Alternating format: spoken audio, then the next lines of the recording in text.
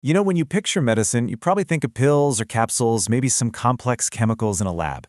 But behind almost all of them, there's an ingredient that's so common we don't even think about it. And yet it's so critical that modern medicine would literally grind to a halt without it.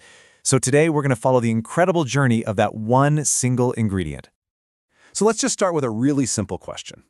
If you look at pretty much any liquid medicine or injections, or even think about how pills are made, what do you think is the single most common ingredient of all? Yep, it's water. Seems simple, right? Well, let me tell you, the story of this water is anything but simple.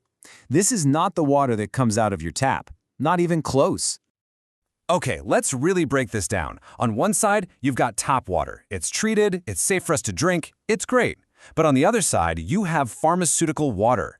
This stuff is so unbelievably pure, and its job is so important that it's actually regulated as a drug ingredient itself. I mean, it's treated like any other chemical compound in medicine, carefully manufactured to be almost nothing but pure H2O. So, for this explainer, we're going to follow a single drop of water on its whole journey. We'll see how it becomes the world's purest water, how it survives these ultimate purity tests, fights off invisible threats, makes that critical last-mile trip from the system to the syringe, and finally, we'll understand why all of this really matters. All right, so this is where it all starts. We're beginning with regular source water, maybe the same kind that flows into our homes. But it's about to go through this radical transformation. This whole process is designed to strip away literally everything else. We're talking minerals, microbes, any organic particles, turning this natural resource into a precisely engineered material. Once the water is purified, it has to prove it. And this isn't just one test, it's a whole gauntlet designed to catch the tiniest, most microscopic chemical impurities that could mess with the drug's safety or how well it works. Let's look at the two main challenges it has to face. First up is something called the Total Organic Carbon Test, or TOC. Now, you can think of this as a massive dragnet for any unwanted organic stuff.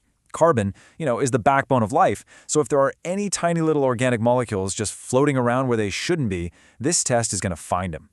And the limit for these things is incredibly low, 500 micrograms per liter. That is parts per billion. To put that in perspective, that's like finding a few drops of ink in an entire swimming pool. But as tiny as that number is, it's not actually the whole story.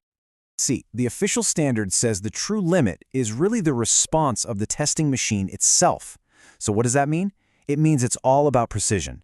It's not just about getting below a number, it's about proving that your measurement system is so ridiculously sensitive and accurate that it can reliably detect that tiny limit. It's basically a test of the test itself. Okay, the second big test is for conductivity. Here's the deal. Pure H2O is actually a terrible conductor of electricity. But the second you add impurities like salts or minerals, things we call ions, it suddenly gets way better at conducting a current. So this test is basically a high-tech purity scanner. It zaps the water to see if any of those unwanted inorganic ions are hiding in there. And this is just a perfect example of how science gets smarter over time. Back in the day, they had all these separate, kind of clunky tests for things like heavy metals and pH. But in the late 90s, they got rid of them. Why? Well, because scientists figured out that if the water passes the incredibly sensitive conductivity test, it is physically impossible for it to fail those older, less precise tests. It's just a smarter, way more efficient way to guarantee purity. Okay, so our water is chemically pristine. The next battle, though, is biological, because as soon as that water is perfectly pure, a new fight begins to keep it that way. Nature absolutely loves to reclaim a sterile environment, and the number one enemy here is something called biofilm. This is this slimy, stubborn colony of bacteria that just loves to cling to the inside of pipes. The best way to think about it is like plaque building up in the arteries of the water system. It's incredibly tough to get rid of, and it can just constantly shed bacteria into that perfectly clean water flowing by. Now, to fight this, you don't just wait for a problem. You use proactive controls. An alert level is kind of like a yellow light. It's an early warning that says, hey, the microbial counts are trending up a bit, let's keep a close eye on this. But an action level, that's a red light. If the count crosses that line, the water might be unfit for use, and you have to launch a full investigation. It's all about preventing a problem, not just reacting to one. And one of the best weapons against biofilm is just plain old heat. The water systems are regularly flashed with hot water to sanitize them. Now you'd think hotter is always better, right? But what's interesting is the official recommendation was actually lowered. Why would they do that? Well, it turns out that super hot water above 80 degrees Celsius was really tough on things like the gaskets and seals in the system.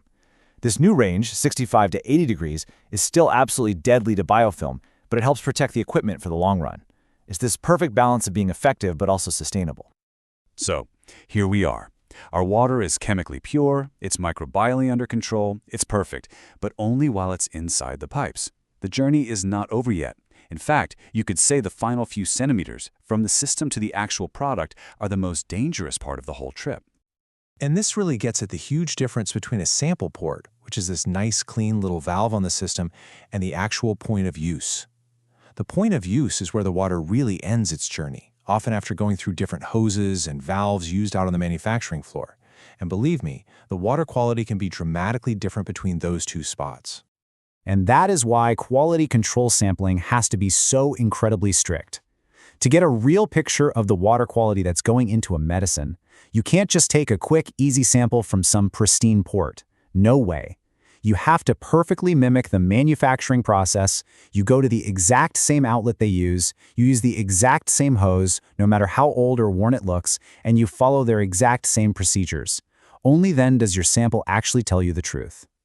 So after this whole long, complicated, difficult journey, we get to the most important question of all. Why? Why go through all this trouble? Why this obsessive, relentless focus on purity and process? Well, it's because every single vial of vaccine, every IV bag hanging in a hospital, every bottle of medicine on a pharmacy shelf, they all rely on this water being a perfectly stable, pure, and safe foundation. As we've seen, this isn't just water. It's a manufactured ingredient. It's validated by hypersensitive tests. It's protected by a constant war against microbes, and it's delivered with just painstaking care. Every single step is there for one reason: to protect the patient. The amazing thing is, this whole process is almost completely invisible to all of us, but it's happening every single day behind the scenes. And it kind of leaves you with one last thought. What other simple things in our lives rely on this incredible level of hidden science and complexity, all just to keep us safe?